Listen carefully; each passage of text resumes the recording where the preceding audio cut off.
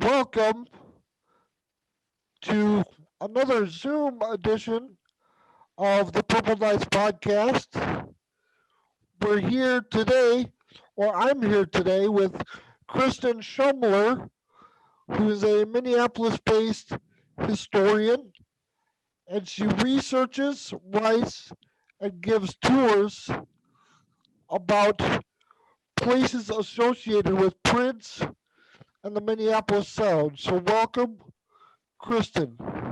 Thank you, Chris. It's a great pleasure to be here.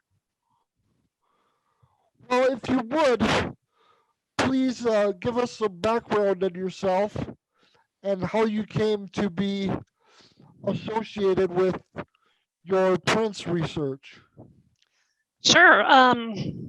Well, like many people of my age, growing up in the 70s and 80s and being of that MTV generation, I just remember from the first time I saw Prince, which was for me, the Little Red Corvette video, and I just was enthralled. And I just remember thinking, who is this beautiful creature? Who is this person who just seems to not even be of this world? And just loved everything about what I saw in his videos and heard in his music. I lived in Bismarck, North Dakota, which is it's a capital town, but it's not a very big town, not a very diverse town, and to steal a line from Pee Wee Herman's Big Adventure, we had both kinds of music, country and Western. So when I saw Prince and everything else that was coming on MTV, I just, sort of instantly loved him. I really sort of stayed a fan throughout most of my life, but I did sort of dip in and out of sort of following his career and all of that. So I wouldn't say I'm was a super diehard fan like I've compared to some people I met, but his music just always resonated with me. I always loved it. At the time of his passing, I think most people was just in shock.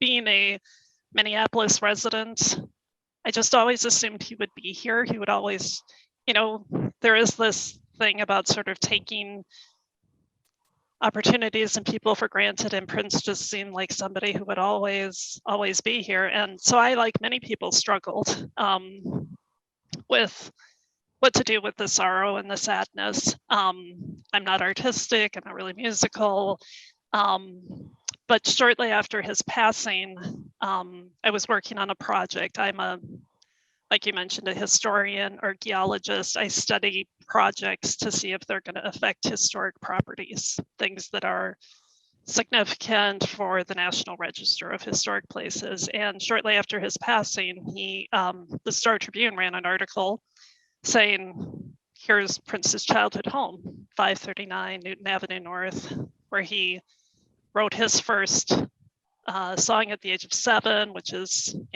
possibly a very apocryphal story, but it was in one of my project areas. So I had to look at it to see, did this meet criteria? Was it a historic property? And with in this case, the Blue Line transit project that was proposed, affect it. Like most things with Prince, it was not an easy process or a clear answer to the question about was this historic. I very quickly found out that was not his childhood home. It was his father's home, and Prince certainly lived there, but it was later in his life when he was a teenager. Knowing that Prince grew up somewhere in the neighborhood, I set off on this journey to find where his childhood home was. And when I did find that, I found I couldn't stop. I was just so fascinated by the places that made Prince, where he grew up, what, economic, social factors were present in his upbringing here in Minneapolis, which is very different than mine. And it just led to me trying to figure out that historic journey that he made from Minneapolis's north side to Paisley Park to the world. And through that time, I identified over 50 properties up to the building of Paisley Park, some that people knew about. I mean, it's not like, I was the first one to ever find some of them, but some were tricky to really find the correct place. So it just really became intellectually, I was very curious, but emotionally, I just felt like this was a way for me to sort of exercise that grief and hopefully give something that could contribute to other Prince fans, whether it's for scholarly knowledge or just so they can come to the Twin Cities in Minneapolis and go stand in what is the actual childhood home instead of, a different one. So that's what started me in this study. Nice. And was there any particular project or place that you found in the course of doing your research that sort of blew your mind or surprised you in any way? Let me think. I don't know about blowing my mind. I think there were two that were really fun to find. So as a historian, I try and use primary sources. So those would be things, like a city directory that lists addresses and people associated with them, or, property deeds or marriage certificates. Because while talking to people who were there is absolutely critical, that is another source of primary information. We all know that memory can be not perfect, right? So for a long time, I had identified the Moon Sound Studio incorrectly. I had it at this house in the basement of the house on Stevens Avenue, which it really was Moon Sound Studio at one point. But I had relied on sort of secondary sources, something like just a web search saying, oh, this is where Prince recorded with Chris Moon. And then I eventually realized I should really check this with some primary sources. Luckily, I became friends with Chris Moon on Facebook, and I asked him, is that where you and Prince recorded together? And he said, no, Prince was never at that studio on Stevens Avenue. And I said, well, where did you record? And he's like, well, I can't remember the address. So I remembered him telling a story. I'm sure you've read this. It's often quoted about how Andre, Simone, who played bass, Morrissey, who played drum, and Prince went to Moon Sound to record some demos. And they took a break, and Morris and Andre went across the street to a Baskin Robbins 31 flavor. It was ice cream shop while Prince hung back. And Chris, that's when he heard, that Prince was a multi-instrumentalist, and Chris thought I could work with him to record my songs. And he, sort of made that proposition about come to the studio and I'll teach you how to do recordings. Well, I thought about that reference to the Baskin Robbins. So I went to the city directories and looked at all the Baskin Robbins in 1976 in Minneapolis. And there was only one in the general Nokomis neighborhood. So I knew where the ice cream shop was. Now I had to figure out what was nearby it. So I went down to that area and I took a bunch of pictures of a bunch of different possible locations, sent them to Chris Moon on Facebook, and all I got back was like thumbs down. Like he would be like, nope, that's not it. Nope, that's not it. And so I went back and there was this tiny little, it looks like it probably was a grocery store at some point, like one of those small neighborhood grocery stores. And I took a picture of that and I sent it to him and he sent me a thumbs up. So I knew I had finally found the right Moon Sound studio. The first one, Prince was never at. The third one was demolished to make way for housing development or something. So this one is really critical for that association of the connection between Prince and Chris Moon. So that was fun. Very, very, very cool. Yeah, I mean, I could see where that would give you chills because that's the place I assume where they worked on Prince's first single in 1978, which was Soft and Wet, which Chris Moon co-wrote. So it's a very, very historically significant place. And what was the second place? You mentioned there were two that stood out to you. So, he lived at the France Avenue house after he got his contract with Warner Brothers. And then a lot of biographies talked about how he moved to someplace out west. And, there's sort of this reference to Lake Minnetonka, but there was never any exact address. So the lovely people who run the Prince Vault, I've been in contact with them as I've been trying to figure stuff out, or as I find stuff, I share it with them so they can put it into the vault. They knew I was looking for this property, and they found on an auction site, there was a letter addressed to Prince notifying him that he had been nominated for some awards, and it was sent to this address, 680 North Arm Avenue in Mound. It's the name of the town in Minnesota. So I called the city of Mound, and I said, I would like to, look at your property files for this address. Well, it turns out that that address, even though it's in the postcode for Mound, it's actually in the city of Orono.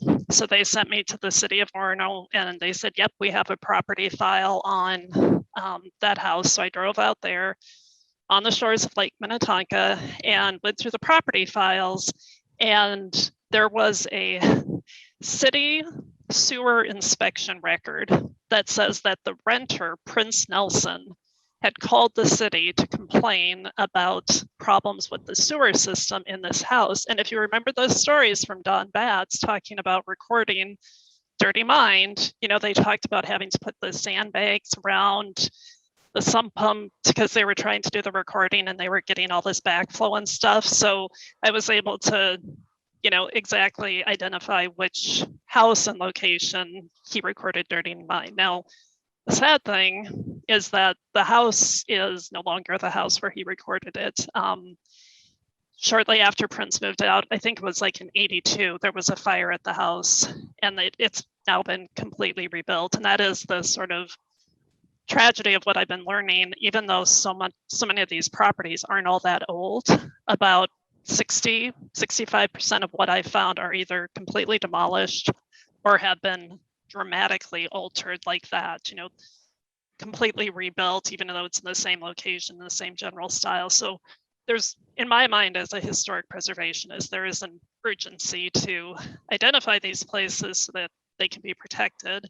I truly believe that Paisley Park is amazingly significant property for its association with Prince. But if all that exists of Prince in 100 years is Paisley Park, and we don't have those places in Minneapolis that connect him and tell, again, that historic journey that he made, I think Prince won't make as much sense. Keeping that connection to Minneapolis is really, really critical. Right. It makes total sense. And again, with that site that you talked about, the Dirty Mind house, I mean, Dirty Mind, in a lot of fans' minds, that was the album where Prince officially became Prince, Absolutely. as far as, the persona and all of that. So, again, a very, very historically significant place. Very cool that you're involved in the effort to preserve places like this. And while we've got the opportunity here, let's welcome Dr. Kirsty Fairclough of Manchester Metropolitan University. Am I saying that right? You are. Hello. Hello. Great to be here.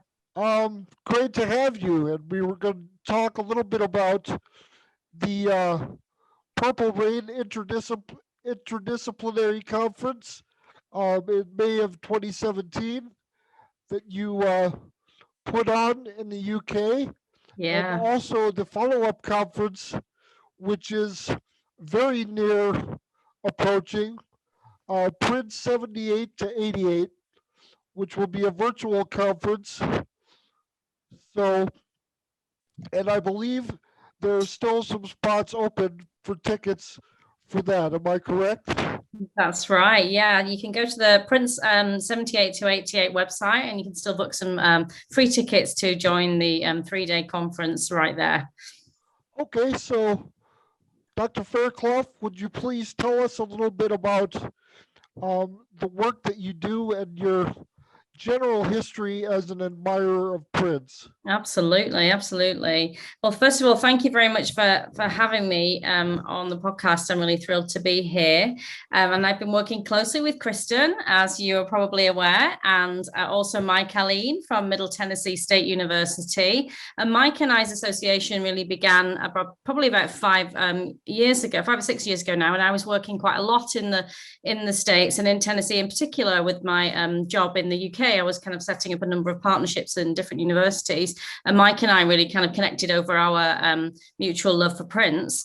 And I've been a kind of scholar of popular culture for 20 years. I've been teaching film studies, media studies for all of that time, been an avid fan of Prince since my early teens. And I was really struck, even before he passed, as to why there wasn't much scholarship out there on him. I've always found it really surprising. And I remember I always thought to myself, one day I'll kind of channel this fandom and also my, kind of critical training as an academic, and I'll do something, I'll write something on Prince. And I always thought that. And then when he passed, it was really the catalyst for it. And I just thought, I have to do this. I thought I have to put on this conference, and I couldn't find a template really, a conference that had happened at all on Prince. I know there was it was Black Star by Bowie and Prince that had happened earlier, I think that in 2017, I think, but I might be wrong on the dates there, so forgive me. But there was nothing really, nothing focused solely on Prince. I could not understand it. So I thought, well, it's now or never. There's no better time than now, to focus on his incredible career and his incredible impact on popular culture.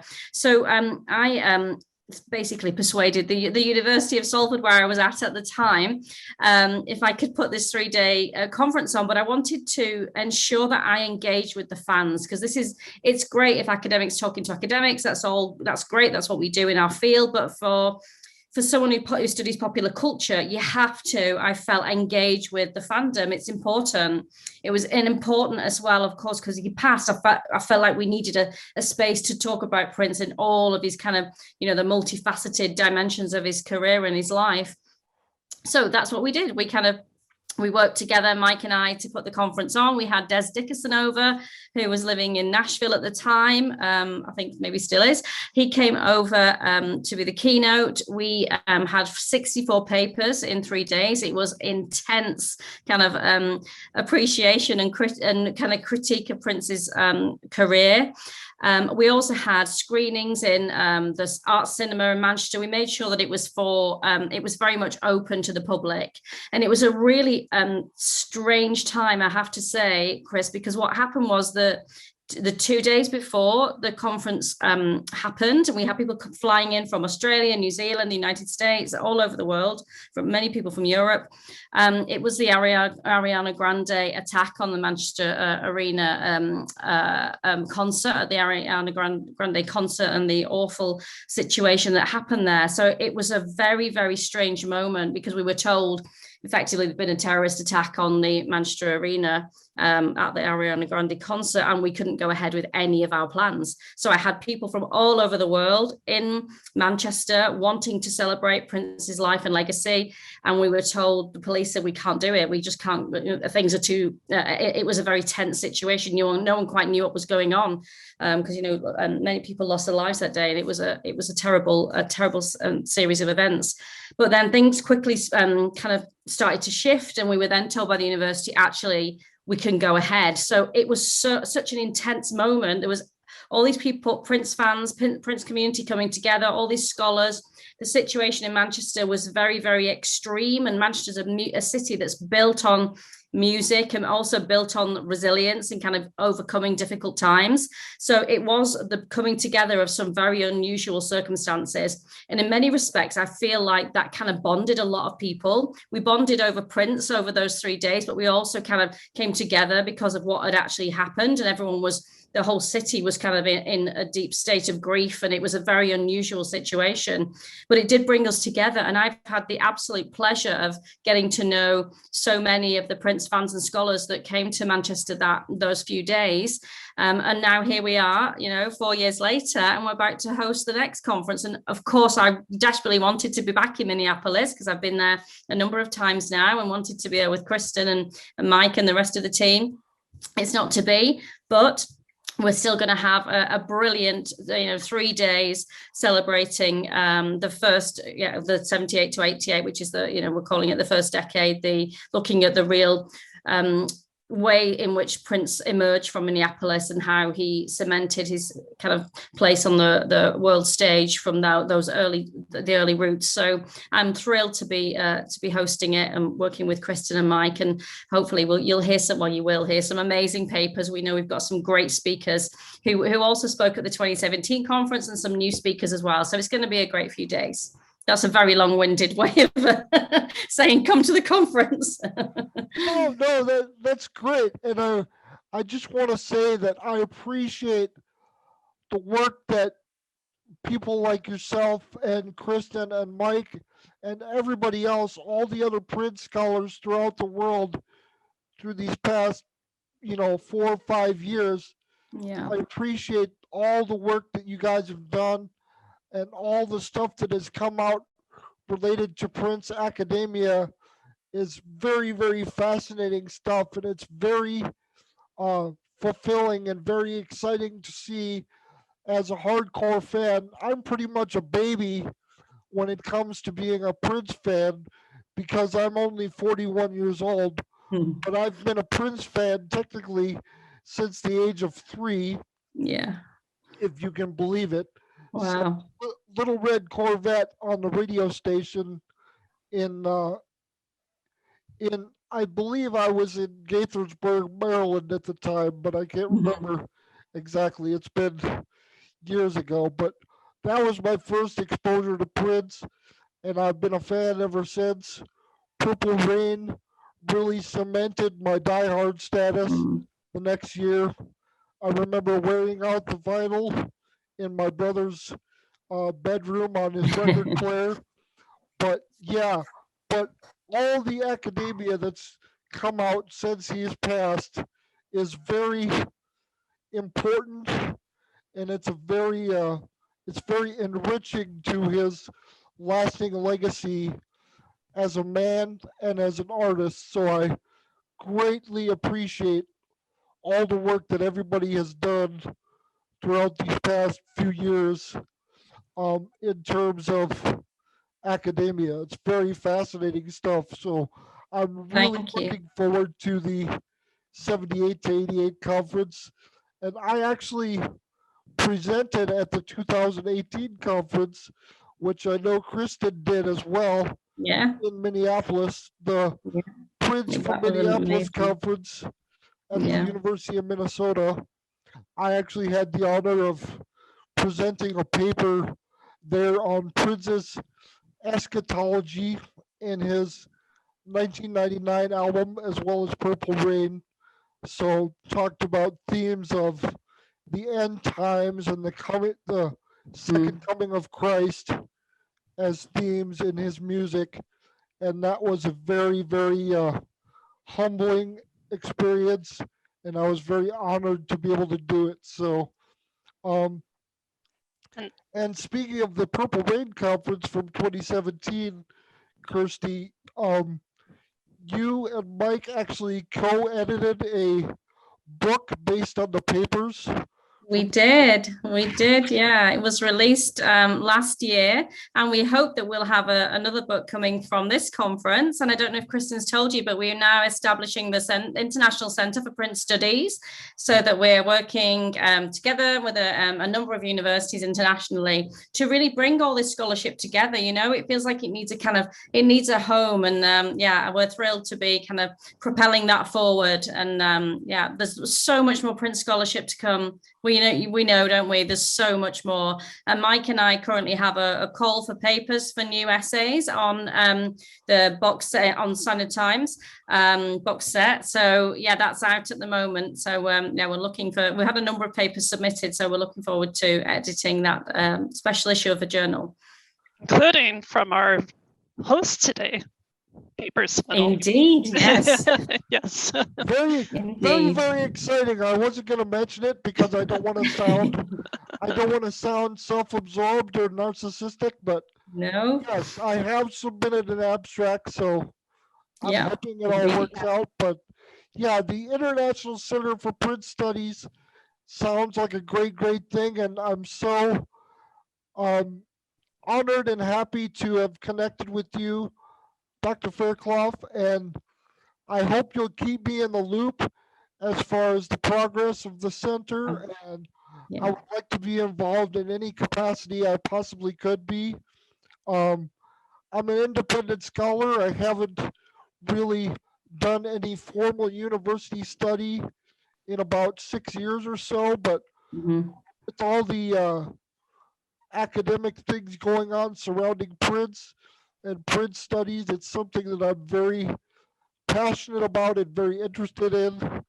So yeah, I would definitely like to be a part of that world. We'll absolutely keep you informed, Chris. Absolutely.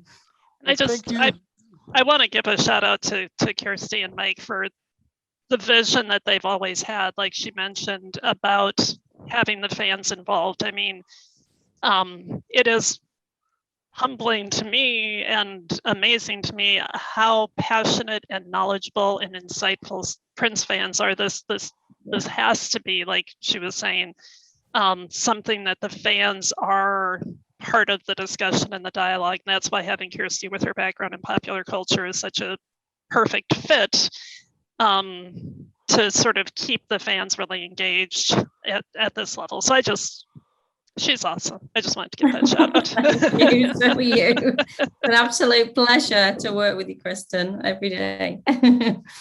Right, because to me, the fans are actually an essential part of his legacy going forward. It's up to us to continue to carry his message and his goals that he had in this life with his platform and his celebrity. It's up to us to carry those forward. So that's our mission. And I believe that these two ladies with me today resonate with that statement. I know I do. And yeah, that's what I try to do with this podcast. I try to bring people on that have important stories to tell, important contributions to make, and that have been doing great work. As Prince said in his 2001 song, people that are willing to do the work, willing to do the heavy lifting to ensure that his legacy not only survives but prospers. So, very great work both you ladies are doing, and I'm very, very honored to have you with me today. Thank you. Thank you, Chris. Absolute pleasure. All right. You take care. You too. Bye. Bye-bye. So yeah, we were talking about the fun places. So those were a couple discoveries, and then I think the other sort of big takeaway that I, because I started this research in 2016, shortly after he passed away, and Prince was obviously when he first sort of emerged on the scene, he famously didn't talk to the press for a lot of the time, or when he did, he was often obfuscating like his story, telling one reporter my dad was Black, my mom's Italian, and then telling another reporter the opposite. And you never knew what you could take as sort of a reliable piece of information from some of those early interviews. But the sort of puzzling out of his movement between his childhood home, which is at 2620 8th Avenue North, the one that I found after I realized the Newton House wasn't, where he was as a younger child. He moved into the 8th Avenue North house just before his 7th birthday. And then like how he ends up at Andre's house when he's, an older teenager. And that whole time period was often really glossed over by other biographies of Prince. And of course, if you looked at what Prince said himself, it got a little confuddled. So that was probably the most challenging part. And again, this is where I tried to rely on property records, divorce decrees, city directories to sort of piece together the sequence of events. And it was it was a little bit different than what often was portrayed in these books. And when I'm trying to talk about like his childhood experiences, I really try hard not to, especially when some of my research is showing things maybe are a little different than what the previous narrative had been. Right. There's two examples I can think of. One is, the Prince's relationship with school desegregation, and the Sacrifice of Victor. We're familiar with the words about being a political tool, parents driving the kids to school to I'm forgetting the exact wording, but putting the babies together to eliminate the fear. He quotes 1967, and so a lot of people talk about Prince's school experience in relation to he was part of this desegregation efforts, which generally is a true statement, but when you really dive into like the history of what was going on at that time in 1960, so Minneapolis public schools had been technically desegregated since like the 1880s, but in reality, so a student could go to whatever school sort of they wanted to, and it was against the law to segregate schools. But what happened in reality was that as African Americans moved here, especially during the Great Migration, when they were leaving the Jim Crow South and the apartheid type structure there, they come to Minneapolis to experience de facto segregation. There's housing covenants. My house, built in 1940, the original abstract still has the wording on it saying that basically only Caucasians can live here. So African Americans couldn't live wherever they wanted to. So we end up with very distinct neighborhoods forming in Minneapolis: the North Side, the South Side, the Seven Corners area, which of course these all play into Prince's music and movies, some of these neighborhoods. So we end up with de facto school segregation because people are living in certain areas and most people are going to just send their kids to the neighborhood schools. So we end up with this, again, sort of de facto school segregation. And by the 1960s, the public was starting to say to Minneapolis, like, you need to do more to get more diversity in your schools and, allow students to go to different schools. And all that the city did in 1967 was to say, well, parents, if you want your kids to go to a different school, we will bus them for you, but it's totally voluntary. It wasn't part of a like citywide effort to just, say we are now desegregating and these kids are going to go here.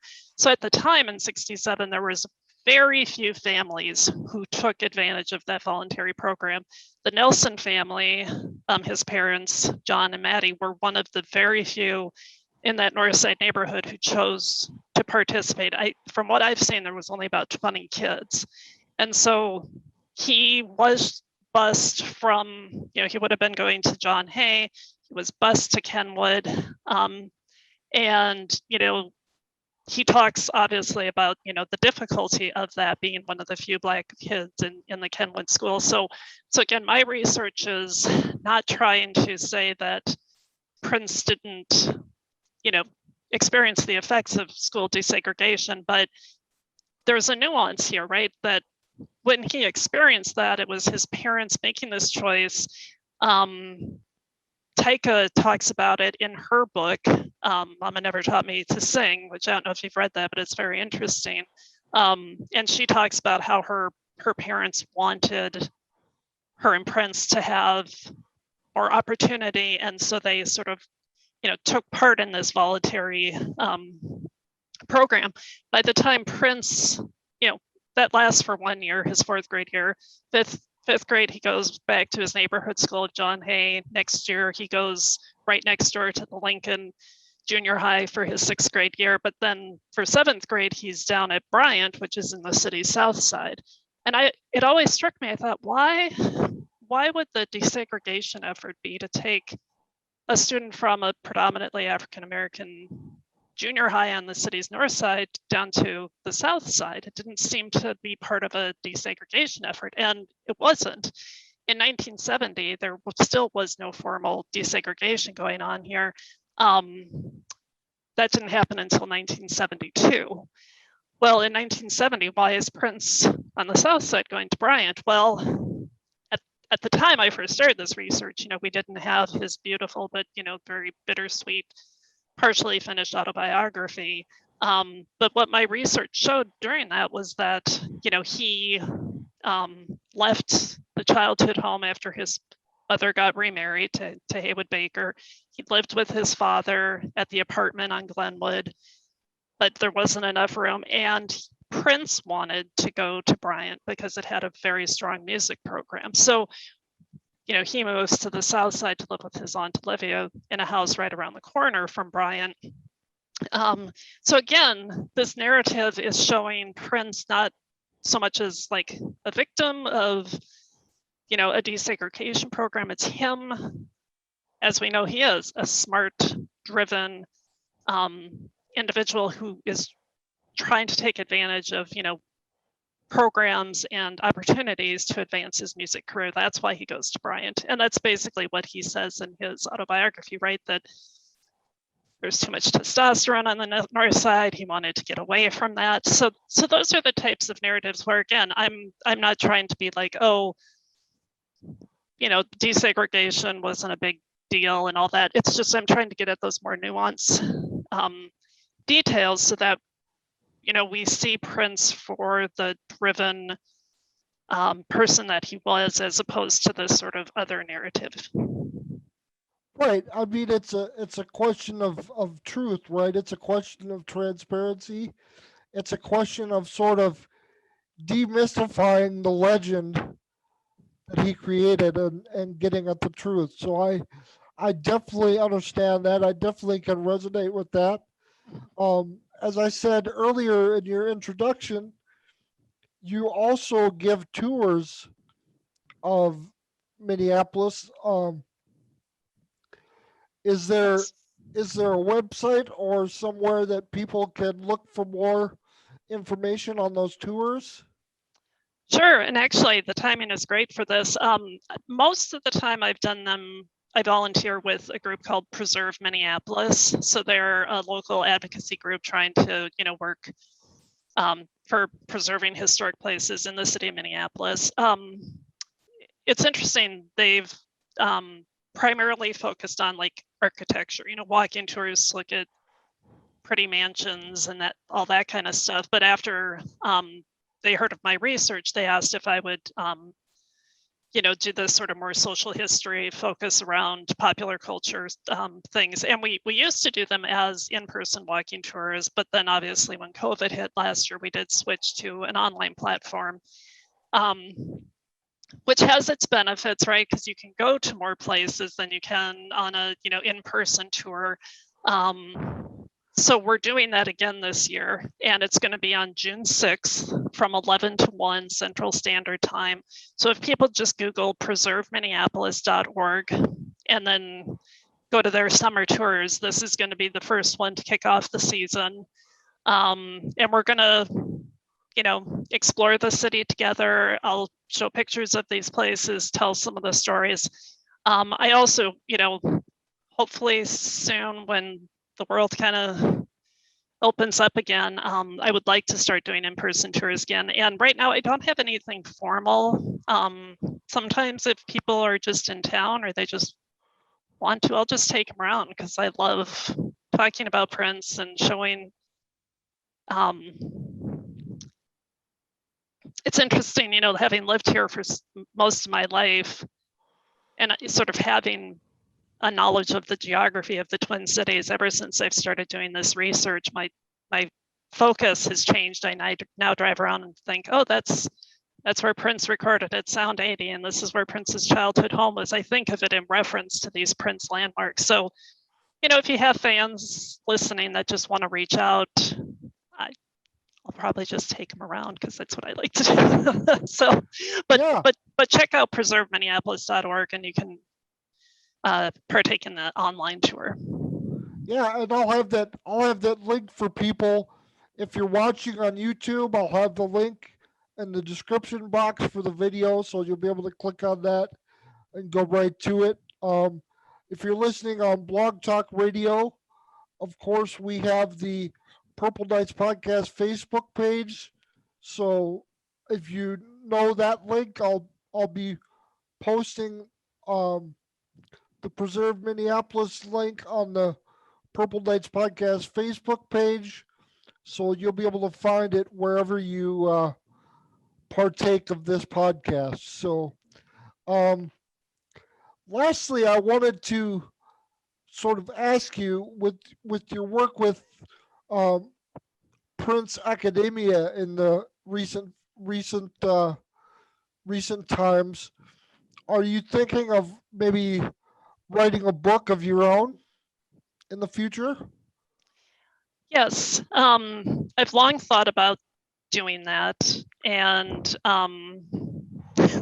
well, as you know, Chris, recently somebody did take some of my work and tried to put it into a book without my knowing of it, right? There was somebody who apparently tried to plagiarize some of my work, and I thought, I guess if people think it's good enough to plagiarize it, maybe I should get around to writing something. So yeah, I do have this vision of, and I'm working with a dear friend of mine who is also involved in the Prince from Minneapolis conference, and she did the People's Museum for Prince. I don't know if you ever saw that, where she sort of inverts the curatorial lens.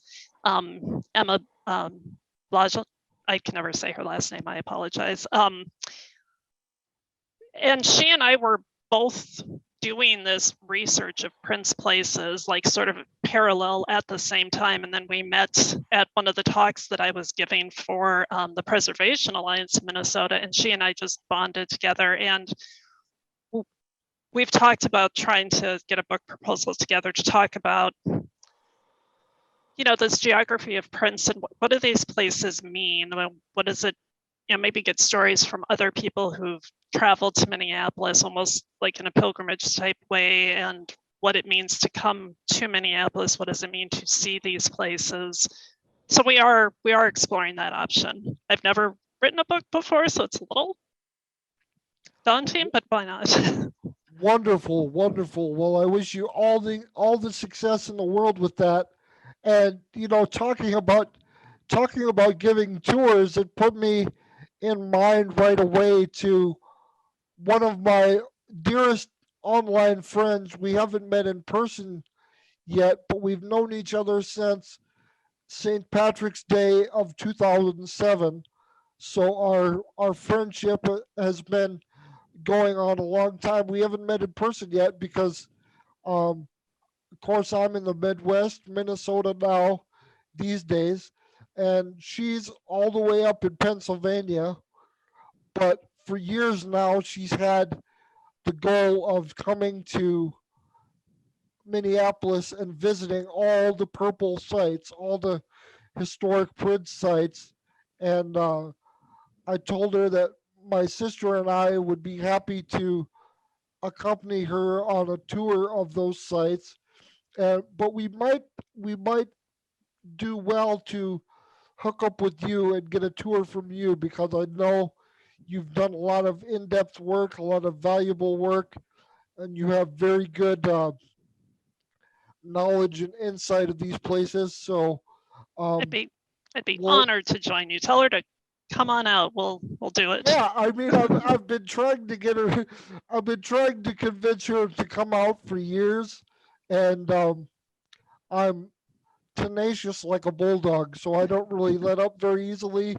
So that'll keep going on until eventually, uh, hopefully, she shows up here um, someday soon within the next year or two. But yeah, I'm definitely hoping to tour the sites with her, and would love to connect with you to work something out with that. So That would be I great. I would love that. yeah, that would be awesome.